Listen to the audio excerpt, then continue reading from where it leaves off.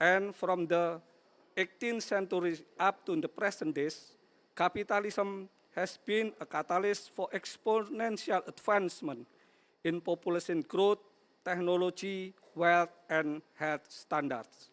However, many scientists have identified the birth of industrial revolution and capitalism as the tipping points for the increased extinction on land. Discernible species were hunted to extinction. Demand for lumber and expanding farmland and factory mean leveling forest habitats. Pollution and other factors kill other animals. It is safe to say that capitalism is under threat, as concluded by American economist Irving Stilzer. The capitalism need to be reinvented for the 21st century. This meaning discarding the tire reflex that has through economic development since Adam Smith first proclaimed its utility over 200 years ago, self-interest in favor of working for the common good. The famous invisible hands has reached its limitation, and instead, inclusive capitalism is need to establish new social contract and truly leave no one behind. The business community can put us on different path if we support the type of businesses that prize restoration of a growth. As concluded from a study by Sonar, doing less harm is no longer enough. The future of sustainable is regeneration, replenishing and restoring what we have lost and building economy and community that thrive while allowing the planet to thrive too. Today is the era of regenerative businesses. The regenerative businesses follow the X principle of nature that will bring community more abundant fulfillment and impact. Principle 1, we work in cycle. Second, consistency is needed. Third, abundance is natural. We thrive with collaboration, biodiversity, create resilient nature system are self-regulating, renewable energy is the best fuel, and everything is interconnected.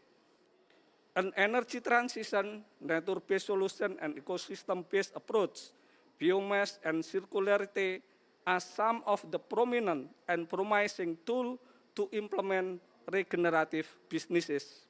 It can deliver exponential progress in the form of economy, social, and environmental with wealth creation. It is the green zone as defined by John Elkington. It is profound market shift, generally catalyzed by challenge and changing paradigm, value, mindset, politics, policy, technology, business model, and other key factors. In closing, I'm positive that commitment demonstrated by the distinguished speaker in this session are a reflection of our commitment made by business at large, and particularly the business in Indonesia, to attain prosperity that more inclusive, not only for Homo sapiens, but also all components of life. All while committing to clean, sustainable, just affordable, inclusive energy transition that leave no one behind and promote social economic development while assuring energy security, food security, sustainable, as well as eradicating poverty. Thank you, and I'm wishing everyone a productive session.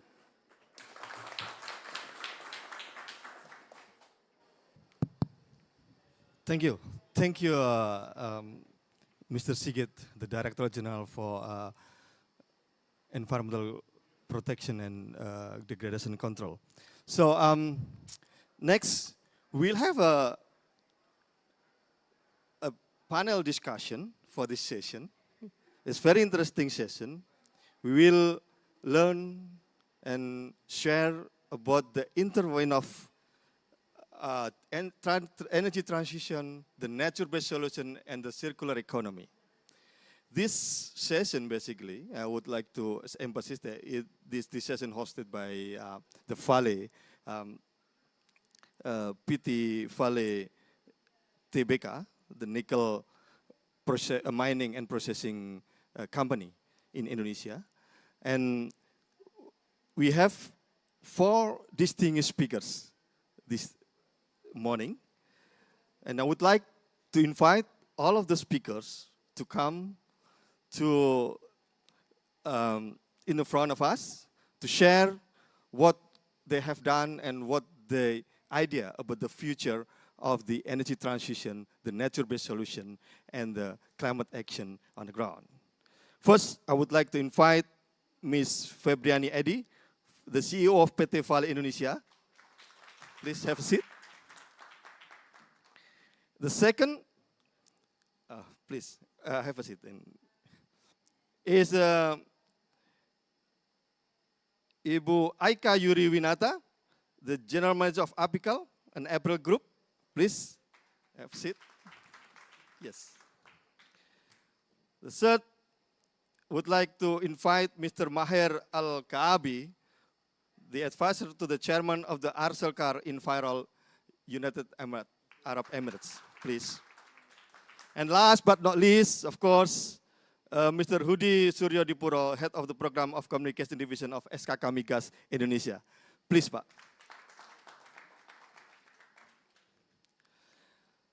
Okay, now we have about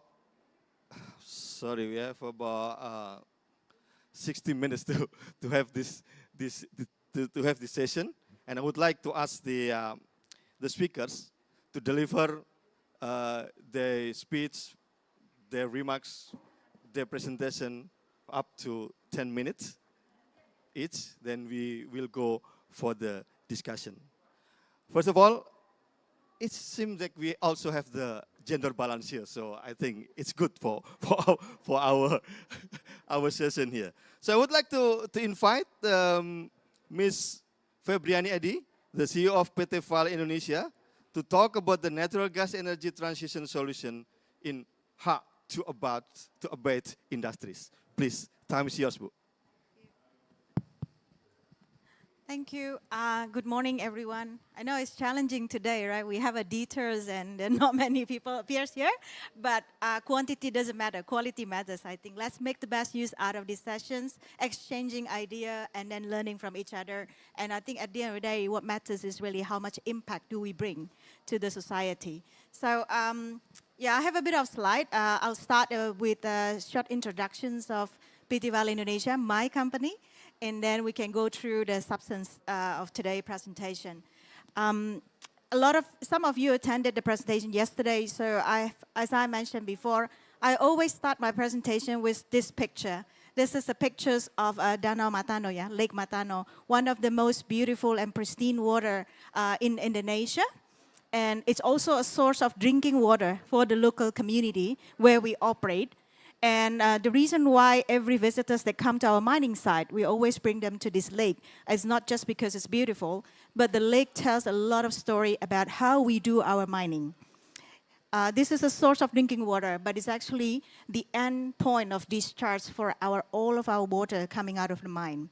So all the waters coming from the mine got treated and then discharged in this lake, and then it becomes the source of drinking water. So our people, our community, my team and myself, if I visit the site, we drink the water from this lake. So that tells the story about how we mine and our commitment. So next, we're a public listed company, so I'm obligated to give you a disclaimer about the forward-looking statements. And now, a brief introductions. We are a nickel mining company, as mentioned before by the moderator. Our facility is integrated from the mine until the processing and also the logistics.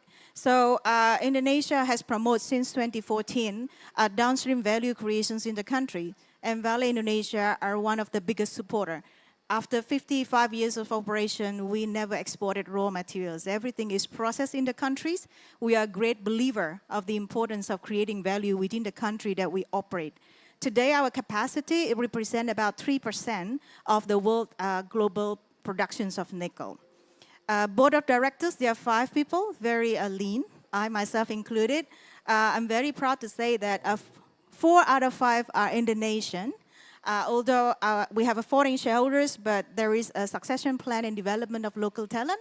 And even more so, I'm proud to say that my directors of operation, Pak Abu, is locally born in South Sulawesi. So not just Indonesia. I think maybe one day, not very long from now, my position can be filled by truly local talent. Let's hope for that to come. We are operated by 3,000 employees, 6,000 contractors, 99.7% Indonesian, and 87% are residents of Luwu Timur, which is the regency where we operate today.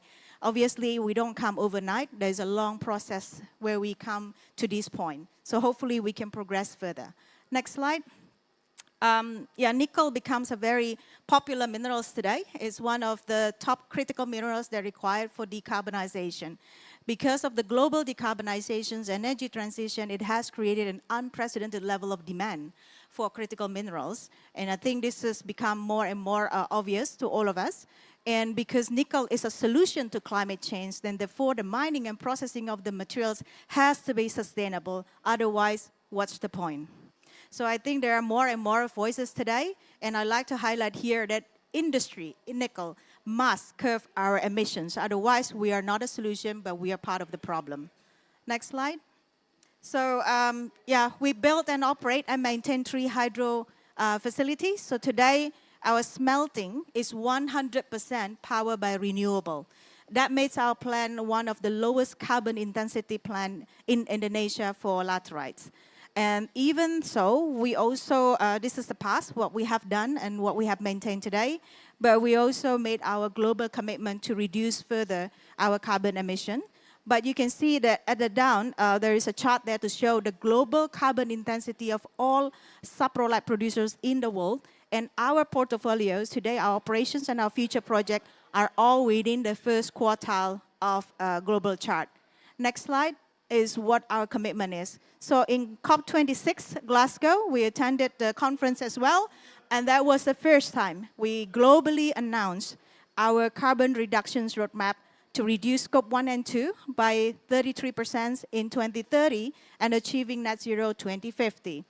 I understand that every year we attended, came all over the world, in the COP, and everyone said, enough talking, we need action. So today my presentation is about what action have been taken, what progress have we made, and what lesson that we have learned. Obviously, not everything works smoothly. There is success, but also there are failure. So what do we learn out of our progress today? So this is what we have completed today. So our works are divided into 2 streams, the technological route and reforestation route.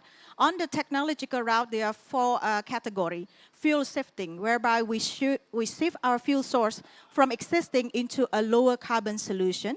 And then we also have hydropower, as I mentioned before. We're looking at ways to upgrade our capacity whenever we can, what we call green power up. And this extra capacity that we will get, we are hoping to use it to electrify all of our equipment. Because today, our mining equipments are still run by fossil fuel. So we will electrify all of our equipments and use the green power coming out of our hydropowers, therefore eliminating the carbon emissions.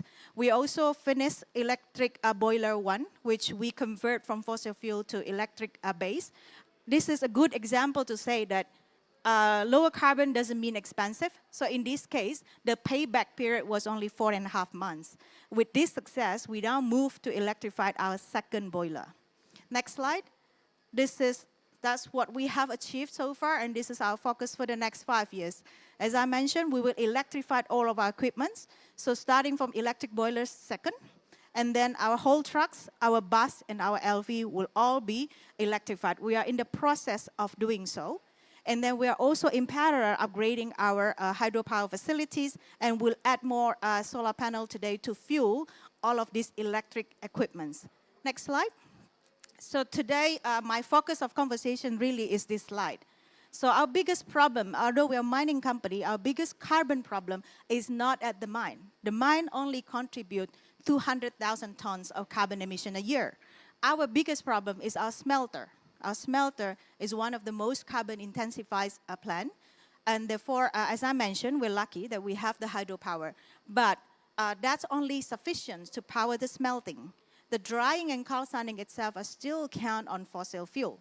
So today, in the chart is quite busy. You can see all of the initiatives that we have to lower the carbon of our processing facility. But today, I will focus on two major initiatives, which will contribute 700,000 tons of carbon reductions. And this is the only two that if we fail, then we fail to deliver our commitment. So these two must be successful. So the next slide is biomass. So today we use carbon to do as a reductant in our processing facility. We are banking on biomass, and we have done multi-year study and testing. We're very happy to show and share with you that there are success here.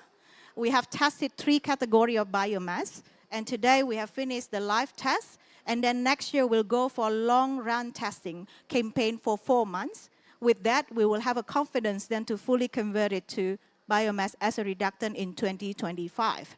So based on the testing we have today, the right mix is only 30%. 30% biomass, and then the rest fossil fuel.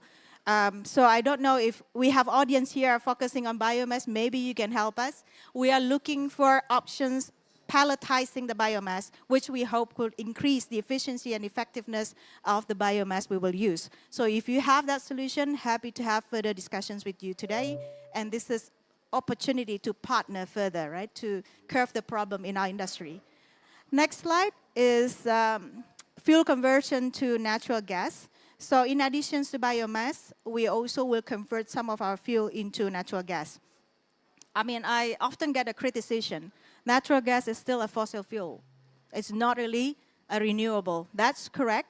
But the reason why we choose to transition to natural gas is because this is by far the only viable options if we were to do this in the very short term. We can't wait anymore. We can use the same argument that other companies are using. There is no viable solution, let's wait until that solution is there. At the same time, the world is boiling, right? The planet is boiling, and our industry contributes a lot of emission. Therefore, we made conscious decision to migrate to natural gas, knowing that it's not a perfect solution, but it can curb half of our carbon emission, at least for the time being, while in parallel working on the ultimate solution. Last year, when I was in B20 discussions, I got further challenged by some of the investors. They are saying, you can make that decision, but how about, stranded asset? Because when you move, right, it's the assets. But I felt like we often come back to the same conversation again, and again. Nobody is making actions and decisions to move forward. In business, we're always dealing with risk. There's always difficult decisions and options to make. But we have to have a belief that this is the right things to do, let's do it. And we'll figure out a way of mitigating it in the future. The technology in the front of lower carbon is advancing significantly. I'm pretty sure there will be a technological solution viable in the very near future that were not viable today. And therefore, I think today is to sending the message, that it's time to really take action. Yes, there are risks involved. Let's work together in partnership to kill these issues, right? I think yesterday I also mentioned in a CEO climate talk, the higher the assets, the more assets we have, the more resources we have, the more power we have, the more responsibility we have to take actions. So next slide is, I think this is, just to say that natural gas today can help us reduce half of our carbon emission. Indonesia, by the way, is very rich of natural gas. So this could be a potential opportunity out of the challenge that we are facing today. So this is also a very viable option. I understand that this is very common technology. So no more excuses for us. Because if I were to try new technology, I could say one day we're still doing the study. But this is a proven technology. And therefore, we think that we could do this in a very short period of time. Next slide. In addition to that, of course, deforestation is a major issue in mining. We are focusing on reforestation, not only within our concessions, but also outside our concession. And today I'm proud to say that we have reforest land bank close to 300% of the area that we have opened year to date until now. Next slide. Yeah, I think this is just to sum up my presentation. For us, performance, a good performing company is not simply just profit. Profit is important, but the balance of people, profit, and planet are the most important things. I'll share with you today my bonus, 35% profit. The rest is non-monetary targets. So I think this is one thing that we consciously made. We need to make money, but that's not the only thing that we have to achieve. So the balance of people, profit, and planets are very, very important. And I'm also very happy to say that President Joko Widodo, our president, has came to Sorako in March and inaugurate our biodiversity park. And he has proudly said that we are one of the benchmark for other nickel mining company in Indonesia. With that, I think comes with a bigger responsibility that PT Vale has a role to play, not just within our company, but also within our industry. And lastly, Minister Ghani from UK visited our mine. And one thing that is very refilling that she said to me, I never thought mining can be that environmentally friendly. I know it's very, very opposite from what the mindset that people have. But anyway, I think these visitors, high-profile visits with all the remarks that gave to us is a source of motivations to do more.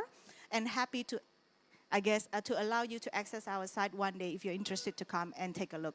Thank you. That sums up my presentation. Thank you.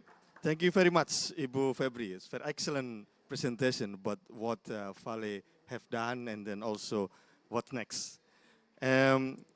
What I think we have heard that the nickel is a solution of climate change, how Vale shift the fuel, use the biomass as well as the reforestation. It's very, very interesting.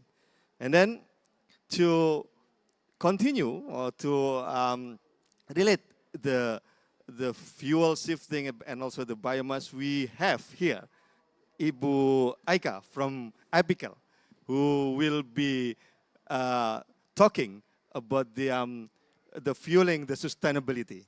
So, Ibu Aika, time's yours, Bu, please. Thank you very much. So, very good morning to all the audience and fellow panelists. Earlier this morning, our keynote speaker, Bapak Sigit, mentioned that we are in the era of energy transition, and renewable energy is the best solution, right? And just now, Ibu Febri mentioned that if we have viable solutions, we have to take action. I fully agree with that. Yeah, so, and in the energy transitions, one of the most difficult to decarbonize is the aviation industry. So here, Apical, part of the Royal Golden Eagle Group, would like to share with you a little bit more about what we do to decarbonize the aviation industry. Right, so we go to the first slide. Right, today, the global aviation industry, it accounts about 3% of the carbon dioxide emission. That is the number in 2019. Maybe today is more, right? And everybody is committing towards a net zero emission by 2050. That is the aviation industry. So Apical as well, we are committing ourselves into net zero emissions. PT Vale as well, right? Yeah, I heard what you said. I think that is a very good ambition, and we all have to strive towards that. Yeah, that comes to my next slide. The sustainable aviation fuel today is actually a viable solution, right? It is amongst the most promising solutions we have. It is a drop-in solutions, and it has the ability to lower the emission up to 90%. So that is a very, very good number. Although today aviation industry represents just less than, the sustainable aviation is just about 0.1% of the jet fuel. The projected demand is actually 53 million tons. That is really a lot. And this solution is actually mired with high production costs. And not only that, there is also limited feedstock supply and biomass type restrictions. Yeah, so now, if we look at the cost to decarbonize the aviation industry, the cost to build, the cost of investment is really running into billions of dollars, trillions for the fuel producers. But if everyone share the burden, the cost is translated into the passengers. The ticket price on average is just another additional $3, $14 on average ticket by 2030.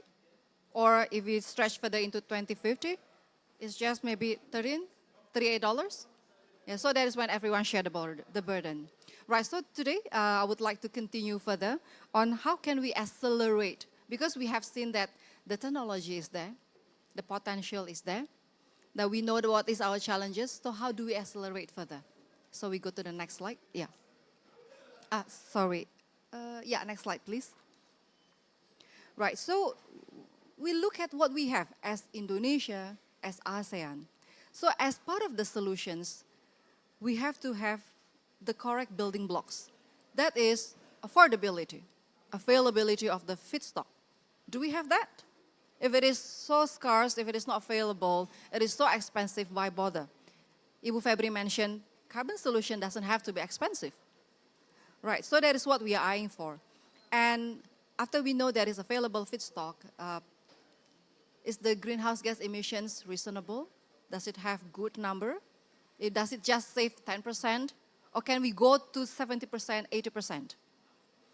And then after we have the feedstock, is the sourcing sustainable, traceable, transparent? That is also another challenge. Right, and does all this has a significant share and involvement? Is it just a little bit? Right, so we have to have all these building blocks in order to make things viable and workable. Right, so now we can look at into the availability first. What does Indonesia has? What does ASEAN has? So we go to the next slide. Right, this is what we have studied, and we have seen and we have experienced among these 6 ASEAN countries. If we just look at the waste and residue, because we would like to avoid the fight between food and energy. So we just look into the waste and residue base. We look at used cooking oil, we look at palm oil mill effluent, we look at empty fruit bunch oil, we look at palm fatty acid distillate, spent bleaching of oil, food waste processing residue. How much we have as ASEAN, just 6 ASEAN countries, here is in our study. Right, we have 10.4 million ton. And what's the demand just now? Projected 53. We already addressed 20% of it, do we? Yeah, so, and Indonesia itself has about 60% of that share, of this 10 million ton. So we go to the next slide. Yeah, so these are the distributions of what the country has to make this the carbonization of sustainable aviation, the carbonization of aviation fuel viable and workable. It is available, really. So what do we need next? What kind of numbers do we have to prove ourselves? Next slide. Yeah. The price, is it affordable? So just look at the chart here. If we compare the one at the most left, that is rapeseed oil, and the one in the most right is the palm fatty acid distillate, and in between the rest of the waste and residue, the price is affordable. Yeah, so we slowly we tick all the boxes. Right, and then the next one, the emissions, right? When this feedstock produce a process further into sustainable aviation fuel, what kind of GHG emissions can we get? So we compare a few. So basically our base is jet fuel, 0 emissions. If we use palm oil with methane capture, it is saving us 14%. But if we go further, hey, the waste and residue here is really saving us more than 80%. So it is something that we have to look forward to, something affordable, something workable. Right, so next one, in order to ramp up all this development, what do we need? Definitely not just Indonesia, but not just ASEAN, but all countries in the world. I think we need to really have a good mandate, align ourselves in many things. Not just mandate, but also what is the sustainability criteria? What is the timeline? Right, what is the greenhouse gas emissions reduction targeted? Because if one is ambitious and one is not ambitious, and one has a very too long timeline, one is based just mandate, doesn't care about what is the greenhouse gas emission reduction, that is misalignment. Yeah, I think aviation is international. So mandate has to be aligned, policy has to be aligned. Right, next, with the policy and that is aligned, that is ambitious together, this will send good signals to the market. The market will need the signals for the demand, because if there is only a little bit, a pocket here and there that do the investment and commitment, there is no economic of scale. It's going to be expensive solutions for everyone. But with the economic of scales, with more participants, more inducive mandate with coming from all over the world, that is possible. Things can be cheaper and more viable. Now, the middle is the role from the financial institutions, right? The financial institutions should also have, will also play the roles on the policies and on the loans, sustainability loans, for example. Yeah, things that can promote sustainable aviation fuel. Right, so we addressed most of the building blocks. Sorry, I think I have not reached that yet. Can we move to the previous slide? Yeah, and this is the most crucial one. Not just any feedstock, but the feedstock which has to be sustainably sourced. So it has to be risk-proof, right? So what is the key for that? Not just anyhow sourced, but the feedstock that has transparency in the sourcing. Dare to say this comes from this source. Dare to share with your buyer where does it come from. Be transparent, be traceable. So, and traceable to where? To the point of origin. There's no other choice, right? And you have to, these economic operators has to have a robust handling and sourcing system. So basically, sustainability standard certifications, transparency, traceability, and the quality handling method. So, and that is what Apical is trying to achieve, and we have committed ourselves into that viable solutions. So next slide. So we recently entered into a joint venture with CEPSA. So that is to have a capacity of 500,000 tons per annum. That is to produce sustainable aviation fuel from the agricultural waste feedstock, and that is from sustainability source, traceable, transparent. And our aim is to cut the carbon emission by 90% as compared to the traditional jet fuel, and to reduce 1.5 million tons of carbon dioxide per year. That is our ambition. So before I end this, I would like to share with you what it means to be sustainable in sourcing. I think I cannot emphasize more. This is really the key. No greenwashing. It can be cheap, but no greenwashing. Yeah, so number one, certifications. This is leaving no loopholes for the risk, for fraud, for fake feedstock, no risk on sustainability. Certifications is subjecting every point of origin to audit. So people can be very comfortable with what you are using to fly the airlines. We also have end-to-end closed-loop collections. So for us, it's direct sourcing, no traders in between. Yeah, so you know your source.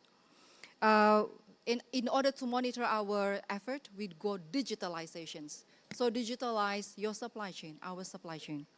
And the next one is to integrate the waste residue operator with a pilot project on the onboarding for the UDB, European database, so everyone can know our reporting and transparency. And all this summarized with one word, disciplined. Right, so that is the end of my presentations. I would like to say that decarbonizing air travel will only be achievable with everyone on board. Thank you so much.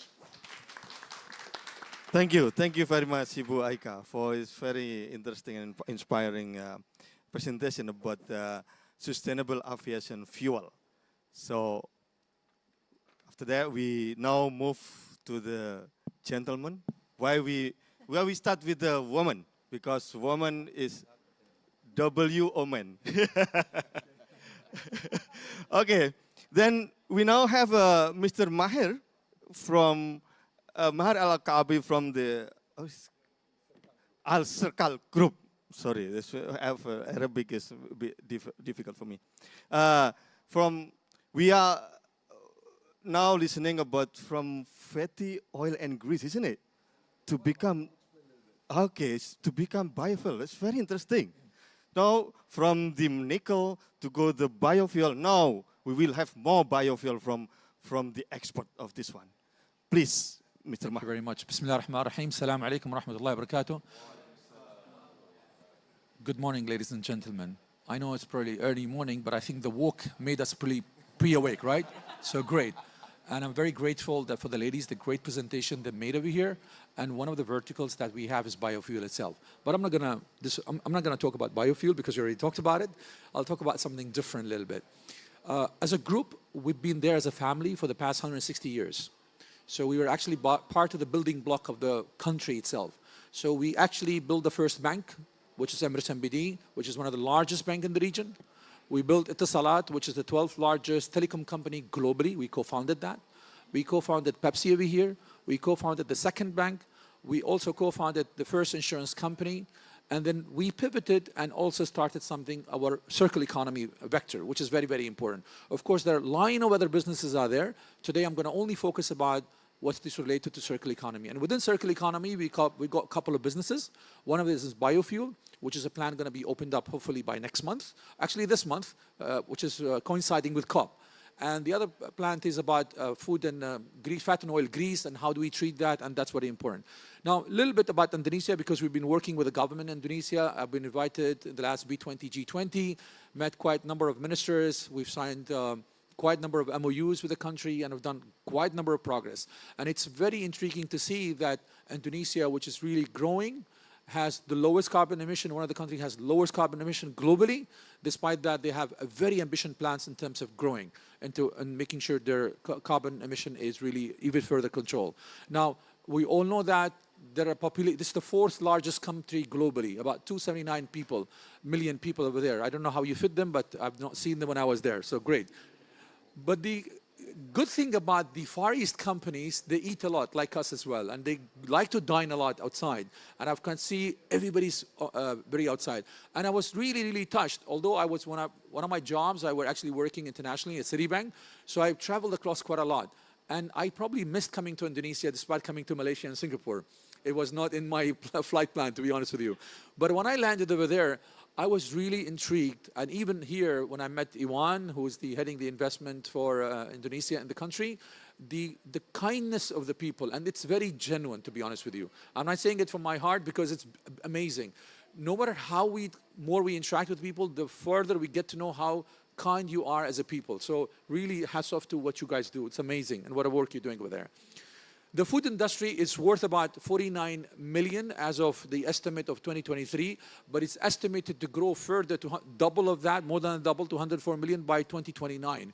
And of course, you're also building a new capital, which is amazing, but I know there's a reason behind it because your existing capital is sinking. So that's the reason, right? So, but you know, with a lot of growth, what happens? Bad happens, right? Bad happens comes up. We generate a lot of waste. And this is the waste what happens when it goes to landfill, when you don't treat them, when you don't have a regulation and a plan. What are you going to do about the waste?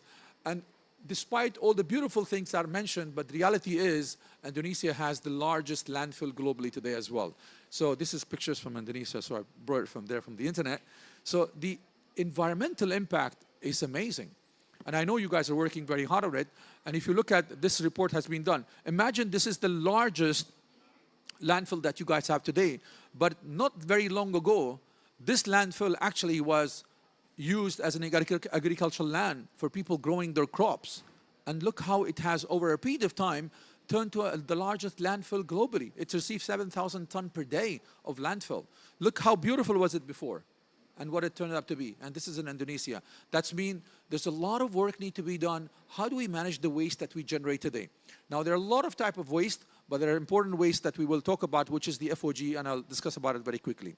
Now, they're good also, of course, there's a silver lining. If you look at the graph on the left side, this is telling you the carbon emission which is happening globally. This is what we have lately available. Indonesia, the good news is only about 1.7%. But the thing is, like, things are developing very, very fast where the planet is warming. I sit on the fence of that by 2050, the planet will not explode if we don't reduce it by 1.5. Because a lot of people are overdoing it by saying that the planet will, something going to happen to it if we don't reduce. But that doesn't mean that we become complacent. That doesn't mean that we don't care about it. That means we need to take action, but in a very conformative way. And what is it that we need to do? And that's what we need to talk about, the certain ways, which is very important. This is the impact of the waste. You know, all the food establishment you have today, and when you eat the food and it goes there for washing, there's a lot of fat and grease and oil actually are produced from this washing. And they actually go to your municipal lines. And they clog them. And when the clogging happens to the municipal lines, you have an overflow happening. When the rain happens as well, you're actually feeding and infesting the bacteria and pathogen coming into the world. So it's environmentally dangerous. It's health-wise for human beings is dangerous. And if the kitchens you go to or the restaurant you go to, you dine in the fine restaurant, if they're not really taking of that waste properly, they're not addressing it, you'll have those restaurants were smelly. Any of you been to a restaurant which were smelly in Indonesia? Yes, no? Show of hands? Or are you shy to say it? Okay, I had the smell, so I'm telling you, that's there. Sorry, I moved backward. What further happens as an impact? There's always a problem with landfill. When you actually dump a lot of things in your landfill, it's actually exposing to fire. These are actual fire happening in the landfill. So you're basically further emitting CO2 emission is increasing. So you're not really becoming very environmentally friendly if you don't help them. You're actually contaminating the water, which you're trying to solve as a problem with the water to be there, which just need to be there, because that's one of the SDGs. How do we have enough water for people? So your biodiversity goes back. And cost of actually addressing that, if you don't have the solution today, it's very high. So it's very important we see what we need to do. So what is the way forward? What do we need to do? We need to have, anything happens and start with people, with Homo sapien like us, regulation. If you don't regulate us, we'll go rogue. Why? Because we sit in a bell curve, and the bell curve has two outliers. Those who are on the right side of the bell curve who are extremely disciplined. No matter regulation you have or not, people will always listen and will do the right thing. And luckily, the other side of the bell curve, the left side, are the people who are extremely bad, who want to break every single rule, but they're very small as well. But the majority of us are in between, the 75% in between. And we call them floaters. I call them floaters. So they can swing anytime, right and left. The moment there's an absence of regulation, we will rogue. It's like you have the speeding cameras on the road. You don't have them, you tend to speed a little bit faster, right? So that's what happens. So we come up with a regulation. We actually, when we worked in the plant over here in Dubai, we have the plant that we have today. It's the only plant available in the entire Middle East. It's a unique plant of processing. That's how do we process it? I'll show you the next slide. But the first thing started when Dubai municipality came to us in 1984, saying that, look, we've got a problem with clogging of pipelines, and we need a solution. Of course, we did not have the solution in 1984, but then we started thinking about it. In 1990, we started the company. We said, okay, let's start something called the box, which you see in the middle. It's called the grease trap. It's just trap the grease. So when you wash and you have that, before going to the municipal lines, all your grease and oil and fat is getting trapped over there. So you're making sure it doesn't go to the environment. But where were we dumping them? A cleaning company would come and we take them and dump in the landfill. So we did not solve the problem. But someone will say, but you solved 50% of the problem. We did not. We only just concentrated the problem somewhere else. We shifted the problem, right? So we said we have to do something else. So we have to treat this waste. So we came up with a plan, a treatment plan, which is fully a circular economy, i.e. whatever we generate today, we actually put it back to the environment. So the plan starts, a cleaning company will come, will collect all the waste which is there in all the food establishment. We have about 11,000 food establishments in Dubai. So it could get collected by the companies that are there. They're private companies. We take them to the plant where the treatment happens. It's completely digital process. Am I over time? Okay. Because I thought you were looking at your watch. Because she took a lot of time, by the way. All right. Okay. All right. Then we treat the waste. 3 main byproduct comes out of it. Just to make it exciting for all the ladies over here, one of them is brown oil. And that brown oil, we use it to make cosmetics. So if your cosmetic came from that brown oil, it's the more organic, healthy press cosmetic, by the way. Trust me on that. And we also use the same brown oil to make soap. for laundries and so forth. Water comes out of it, which is the high content, where we actually send it back for irrigation. So back to the economy, circular economy fully. The third component which comes out of it is a sludge. We take it, we treat it, we can use it as a fertilizer. Again, back to the economy. So whatever we brought, fully digitized, gone into back to the economy, so zero waste, 100% circulable. Now, we said, okay, we embarked on our digital journey, but how can we do even better? So we're building our AI platform today, mainly, how do we access the waste faster? How do we help the food establishment company we are there today, that we have faster access to them, so we can actually have sensors within their grease trap today, so we get to know before the overflow happens, or even when it's reaching 80%, so we can make sure that the cleaning happens on timely basis proactively. And then we'll be providing a dashboard to them where they get to know how much they're contributing in the reduction of the CO2, methane, which is 10 times really challenging, and also how much they're saving in terms of paper and trees reduction, and so forth, and how much we're producing it. So this is going to be a live dashboard for the country, for the city. Today we have a similar dashboard which is lively producing for one of the provinces that we have within UAE itself, so which is live and kicking. But we also want to build our digital twins. Anybody heard digital twins? No. Digital twin is very, very simple. You actually virtually build your plant on a virtual world. And then you see, okay, what is the best way of building this plant in the city, in the country you want to build in, where you have the lowest emission possible you have, to close to zero, and when you know everything is fine, then you can come and build it. That's the best way of building any plant. Rather than going and directly building it, you first try digital twin. I know it's a topic being there for the last 20 years, but people making stride a lot on it. First it started with NASA. If you saw the movie Apollo 13, this is where they used the digital twin first to bring the astronauts back. As I told you, I was kindly invited, very humbled with, this is one of your ministers in between. He's the Minister of Public and Works and Housing. We were in the ministry over there in last November 2022 during the B20, G20. Very kind, amazing experience with them. So, and when he heard what we're trying to do, he said, we want your help to come and build how can we actually manage our waste in the new capital, Nusantara.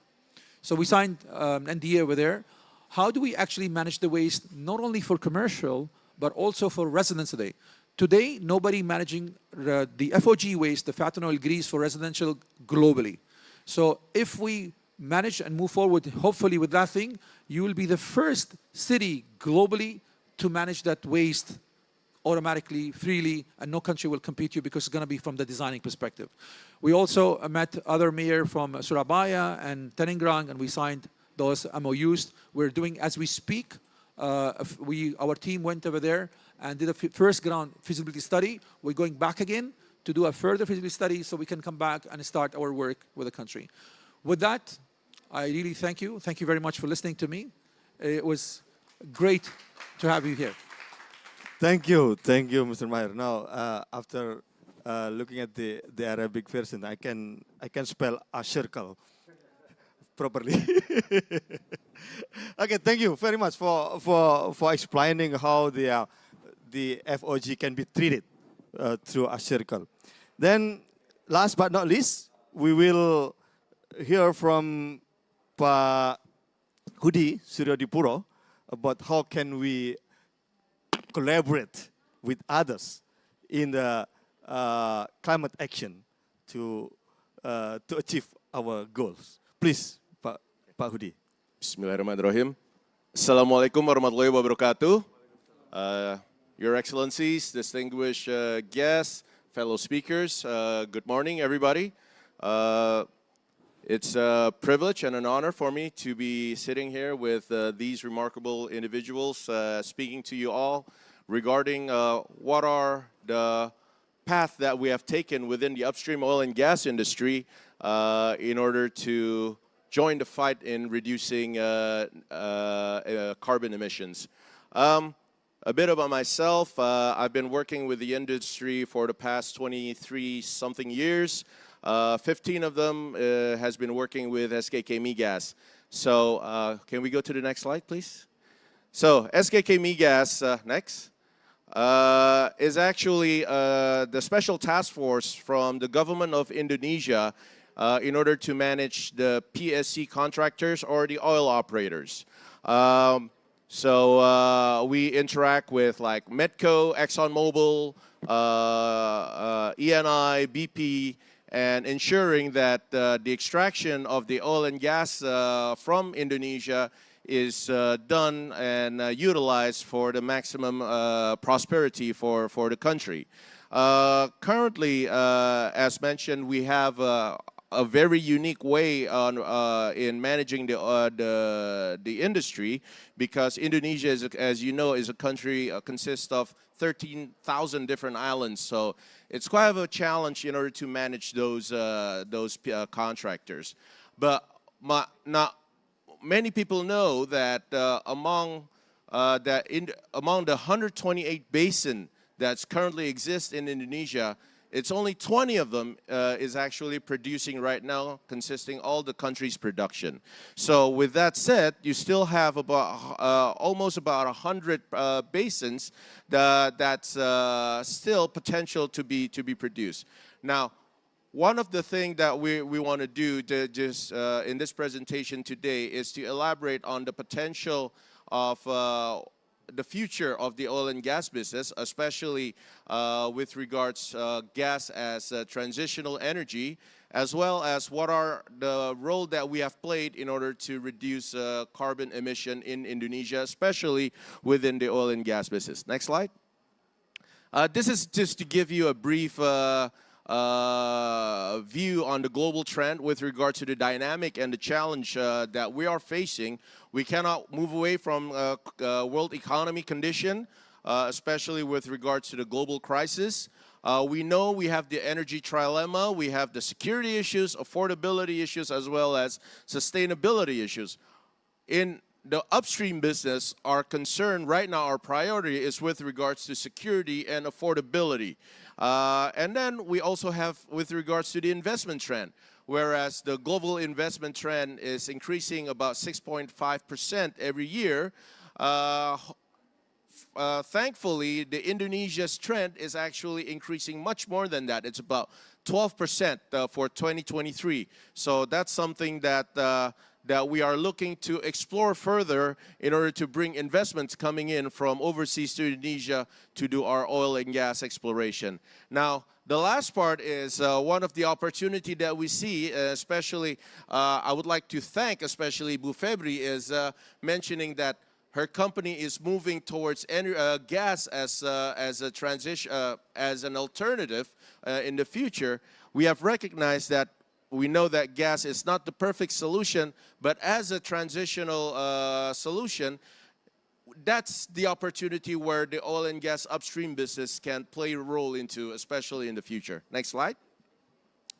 Now, we know that before the COP26 in 2021, the government has submitted the plan in terms of low carbon in order to achieve net zero emission in 2060 or earlier. Now, when that happened, people came up to me and said that the oil and gas business is actually a sunset industry. However, the way we see it, it's not being a sunset industry, but we do see a lot of opportunity coming from that. Because especially, even we are in a carbon-based fossil fuel industry, we still need to be able to ensure the sustainability of the industry. If not, there's no industry to fight for in the future. So with that said, we have adjusted our long-term strategy, our IOG 4.0, in order to achieve 1 million barrel oil per day and 12 billion scf gas in 2030, to include one more pillar with regards to low carbon initiative, which I will explain later. Next. And as I said, some of the potential that we saw is with Ibu Febri, more and more company coming in and move towards gas as a possible transitional energy or alternative. That's where will our focus be in the future. Now, I would like to, this is the Indonesia energy mix based on our long-term energy plan built by the Minister of Energy and Mineral Resources. As you can see, the total amount of percentage between oil and gas is actually decreasing by the year. from almost about 50% in 2020 to be about 44% in 2050. And you see also an increase in new renewable energy in 2050 from 14% into 31%. But I would like to highlight is actually two things. First of all, although the total amount of percentage of oil and gas mix is actually decreasing, but you can see an increase within the gas part from 21% into 24%. And also, although the mix is actually increasing as far as percentage, the volume is actually going up because the demand for energy is actually increasing by the year, which means oil demand is increasing about 139% by 2050, but gas demand will actually increase 3 times that number, about 298%. So this is where we see that gas not only as a transitional energy, but also as an alternative source of fuel to be used within the industry. Next slide. And this is backed actually by some of the discoveries in Indonesia that occurred over the past couple of years, where gas has dominated those discoveries. And then this is to show some of the recent gas discovery. The last major discovery that we have done is actually was discovered by ENI in an area called Geng North or North Ganao, and that's being set as one of the top 3 gas discovery in the world in 2023. So you have a huge opportunity open for gas exploration in Indonesia, and over the last decade, over 50% of the exploration discovery is actually gas. So our focus is shifting to gas, which we believe will play a very important role in energy transition. Next. This is a bit of details of our exploration discoveries in 2023. Next slide. And even we have what we called our strategic national projects in Indonesia. 3 of them is actually dominated by gas. Recently, the President Jokowi actually inaugurated BP Tangguh Train 3.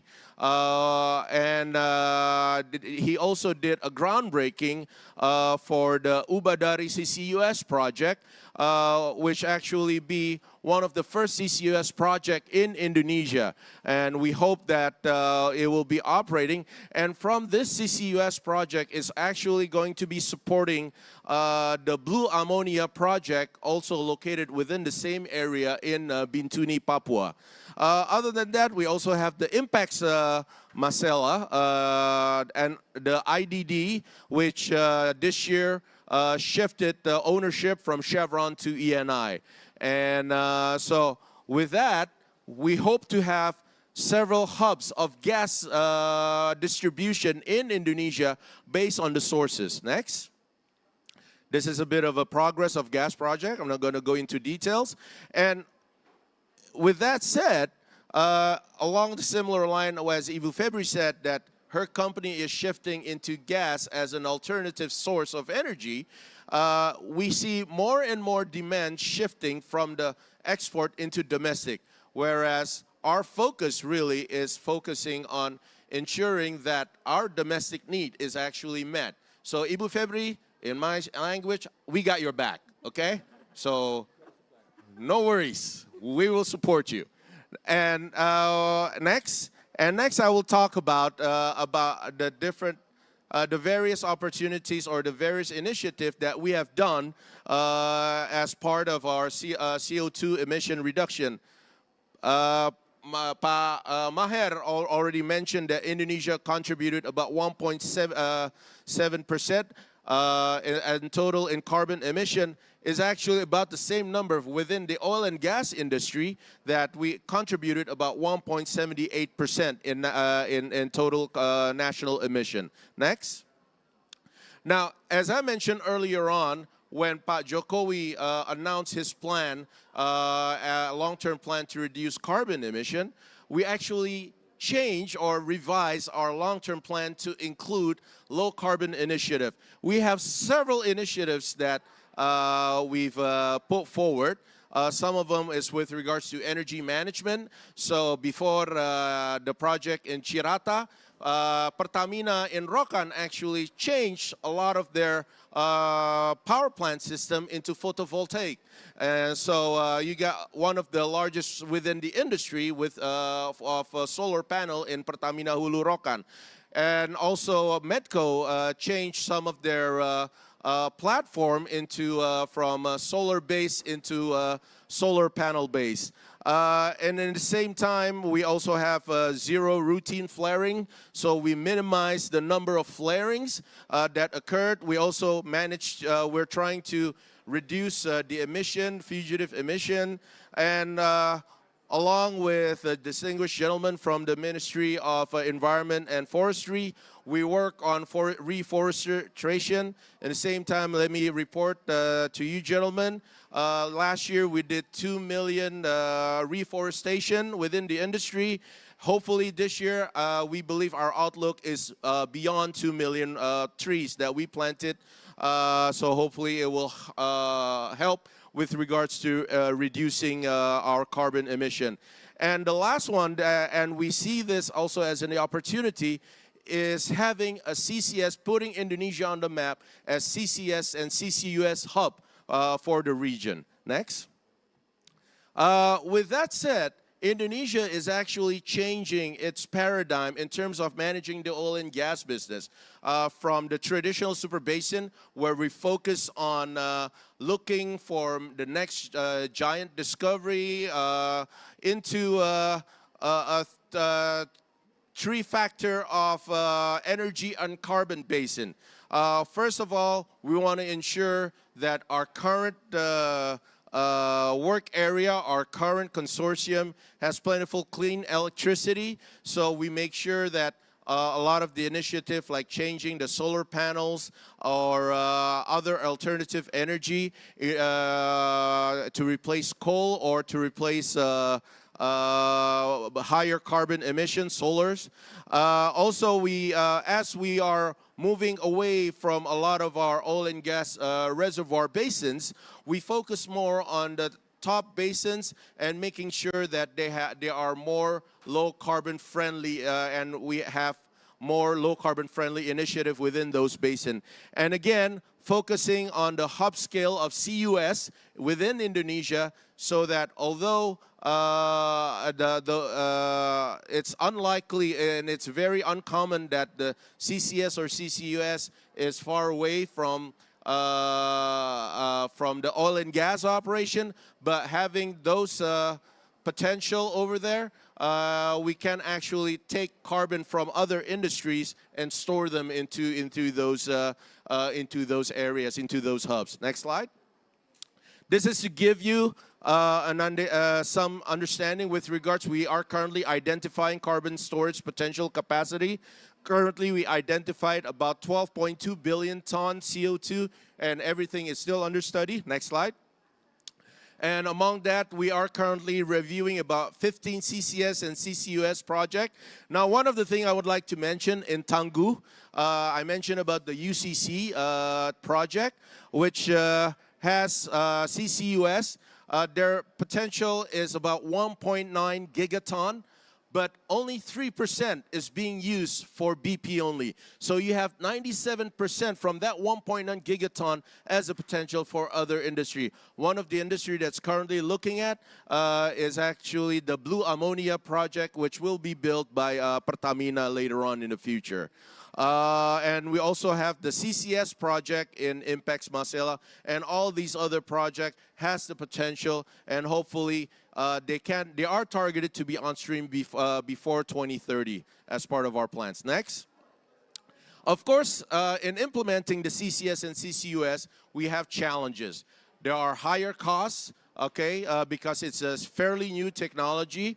73% of that cost actually goes to the capture, 1.5% to the transportation, and the storage about 25%. We do have identified potential CO2 sources, whether from coal power plant, fertilizer, ammonia, pulp and paper, as well as cement. And we do see a CCUS and CCS and CCUS as a new business opportunity. We are working with the government in order, looking for ways, and also with the PSCs, looking for ways to lowering the cost, whether it's through technology development, via partnership or cost sharing, building those hubs, providing fiscal incentives, and other potential things that we do in the future. Next, I think this is my last slide. Okay. Just to give you a brief update, we have a ministerial decree with regards to the CCS and CCUS from the Energy and Mineral Resources. We are still pushing, finalizing the presidential decree, as well as our own work guideline within SKK Migas, so that we do believe that the potential of the CCS and CCUS market is there for investing. It's worth investing for everybody, especially that everybody is looking for that green investment nowadays. And it's something that we need to look at in the future, for a brighter future for not only Indonesia, but for the world. Okay, that's all from me. Thank you very much. Assalamualaikum warahmatullahi wabarakatuh. Thank you, Pak Hudi, for the extensive explanation about the CCS, CCUS, and also how we are going for energy transition in Indonesia.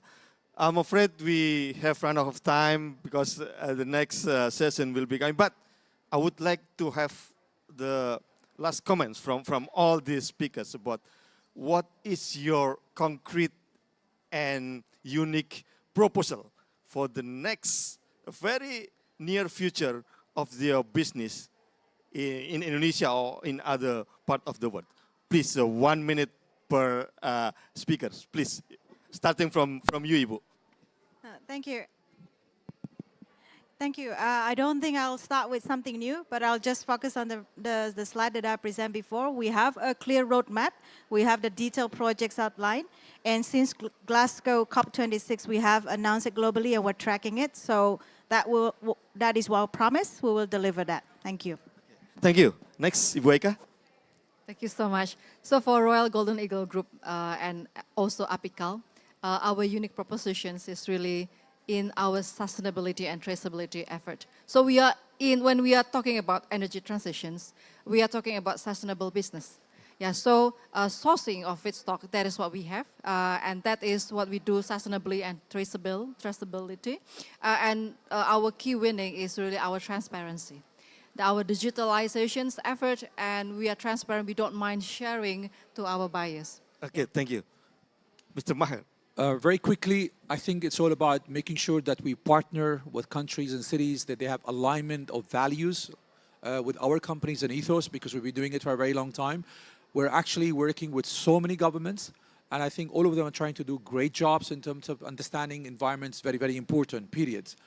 So we believe that we have a stronger alignment with the Indonesia government in terms of the work we have been doing, because they're really truly caring about the environment. Look at the work has been happening in Indonesia in terms of planting mangroves and all these things. We actually, our president said, we actually borrowed some of the mangrove from Indonesia and brought them over, and Abu Dhabi, we planted them. So we're hoping that, we finish the 2 projects that we're working on, the 2 provinces over there. We're also hoping that if we can sign an MOU within the COP, it will be amazing for the new Nusantara, the new capital, so we can also partner and make sure that we make you the first city globally who has the full waste management actually completely controlled in a safe manner. Okay, thank you, Mr. Maher. Russ? Yeah, I would like to echo what Pak Darmo said, and actually Bu Febri said yesterday with regards to the importance of collaboration in terms of achieving net zero emission or low carbon in the future. The most important thing for me is that everybody to know that the upstream oil and gas industry within Indonesia is committed in order to support net zero emission, because we do believe, as I mentioned previously, we need to be able to sustain our industry not only in terms of producing the oil and gas, but also sustainability in order to ensure our existence in the future, especially for our children in the future. Thank you. Thank you. Thank you for all speakers and also participants for having this discussion. Thank you, and we finish this session with applause for all of us. Thank you very much, and thank you. There is a presentation from Fale. a gift Yes, to to show all a great speakers, please. appreciation from Vale Indonesia as the host of the session. Vale Indonesia has prepared a token of appreciation to all speakers for your contributions for the session, which will be handed over by the CEO of Vale Indonesia, Ibu Febriani Edi. Please kindly accept the award to Pak Sigit and all the speakers. You may treat it as an invitation from Vale Indonesia, as a call out for a collective action and collaboration with all the stakeholders and the partners.